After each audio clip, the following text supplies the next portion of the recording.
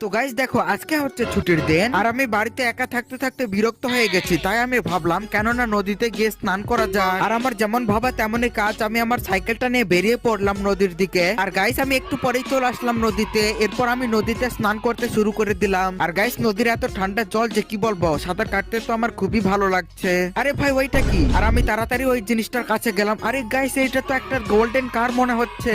আর আমি ওই গাড়িটার ভেতরে বসে অনেক কষ্ট করে গাড়িটাকে জলের থেকে বের করে নিয়ে যাচ্ছিলাম। আরে গাইস এই গাড়িটার অবস্থা তো খুবই খারাপ, কিন্তু গাইস এই গাড়িটা দেখে আমার মাথায় একটা বুদ্ধি চলে আসে। এইটা তো গোল্ডেন কার, কেননা আমি এইটা আমার গ্যারেজে নিয়ে গিয়ে ঠিক করে কোটি টাকা দিয়ে বেচে দেই, তাহলেই তো আমি কোটিপতি হয়ে যাবো ইয়ার। বাকি আমি এই গাড়িটাকে যতক্ষণে গ্যারেজে নিয়ে যাচ্ছি ততক্ষণে তোমরা প্লিজ ভিডিওটিতে একটি লাইক করে দিও আর চ্যানেলটিকে প্লিজ একটি সাবস্ক্রাইব করে দিও। আর আমি এই গাড়িটাকে গ্যারেজে নিয়ে চলে আসি।